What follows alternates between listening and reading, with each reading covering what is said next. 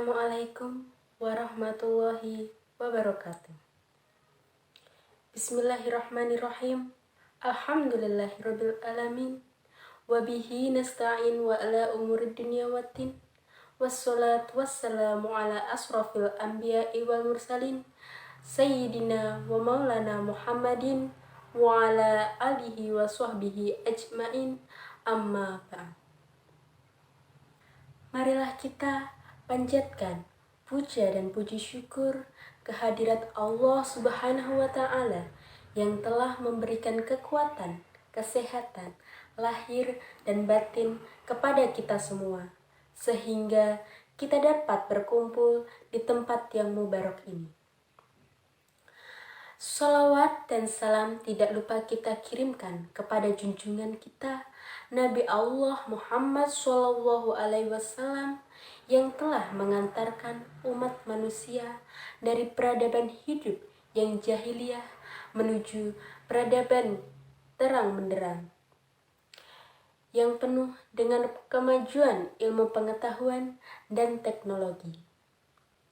Semoga kita semua termasuk hambanya yang taat, yang berhak mendapatkan syafaatnya di hari akhir kelak.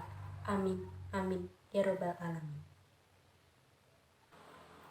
Pada kesempatan kali ini, perkenalkan, nama saya Nur Hidayatun Nafi'ah dari kelas 1D Manajemen. Di sini, saya akan menyampaikan tentang Islam dan iptek. Agama Islam dengan kitab sucinya Al-Quran membuat ilmu pengetahuan dan teknologi yang sangat lengkap. Salah satunya yakni melakukan perjalanan hingga keluar angkasa, yaitu peristiwa Isra Mi'raj Nabi Muhammad SAW, yang mana menghasilkan kewajiban sholat 5 waktu bagi umat Islam. Pada dasarnya, kita hidup di dunia ini tidak lain untuk beribadah kepada Allah Subhanahu wa Ta'ala. Ada banyak cara untuk beribadah kepada Allah Subhanahu wa Ta'ala, seperti sholat, puasa, dan menuntut ilmu. Menuntut ilmu ini hukumnya wajib, seperti sabda Rasulullah SAW. Menuntut ilmu adalah sebuah kewajiban atas setiap muslim laki-laki dan perempuan. Ilmu adalah kehidupan Islam dan kehidupannya keimanan. Ilmu pengetahuan adalah kumpulan pengetahuan yang sistematis, yang lahir dari pengembangan permasalahan yang merupakan kegelisahan akademik.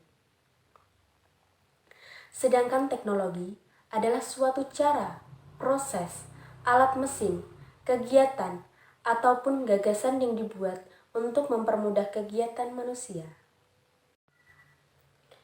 Ketentuan halal dan haram, hukum-hukum syariah Islam, wajib dijadikan tolak ukur dalam pemanfaatan iptek, bagaimanapun juga bentuknya. Iptek yang boleh dimanfaatkan adalah yang telah dihalalkan oleh syariah Islam. Sedangkan iptek yang tidak boleh dimanfaatkan adalah yang telah diharamkan oleh syariah Islam. Allah Subhanahu wa Ta'ala berfirman dalam Quran surat Ar-Rahman ayat 33 yang berbunyi, Bismillahirrahmanirrahim. Ya ma'syaral jinna wal insi inni stata'tum an tanfudu minal aqtaris samawati wal ardi fanfudu la tanfuduna illa bisultan. Yang artinya, hai jamaah jin dan manusia, jika kamu sanggup menembus atau melintasi penjuru langit dan bumi, maka lintasilah. Kamu tidak dapat menembusnya kecuali dengan kekuatan. Ayat ini memiliki tafsir berupa seruan yang ditujukan kepada jin dan manusia. Dalam ayat ini, jin disebutkan terlebih dahulu dari manusia, karena jin memiliki kemampuan lebih besar dalam mengarungi angkasa. Jika kamu sanggup menembus atau melintasi penjuru langit dan bumi, maka lintasilah. Kamu tidak dapat menembus kecuali dengan kekuatan. Surat Ar-Rahman ayat 33 merupakan ayat yang memotivasi manusia untuk menuntut ilmu dan mengembangkan teknologi. Di dalam Islam, ilmu pengetahuan dan teknologi jika dihadapkan dengan Al-Quran, maka harus diletakkan pada proporsi yang tepat sesuai dengan kesucian Al-Quran.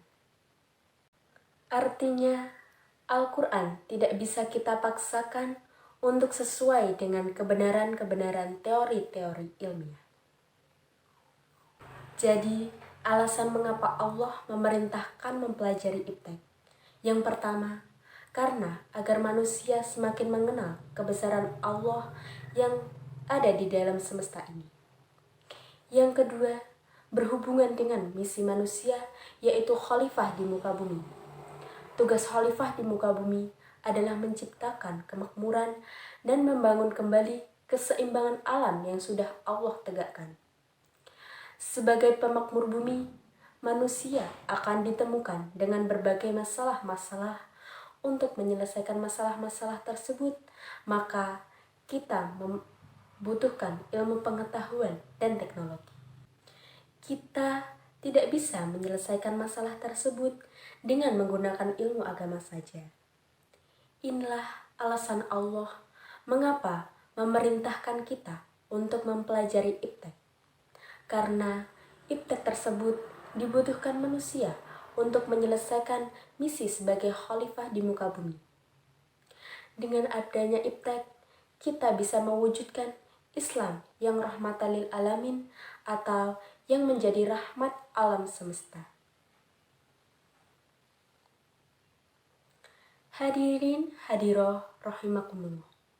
Seyogyanya kita menjadikan akidah Islam sebagai paradigma pemikiran dan ilmu pengetahuan, serta menjadikan syariah Islam sebagai standar penggunaan iptek.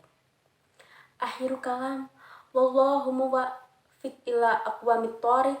Wassalamualaikum warahmatullahi wabarakatuh.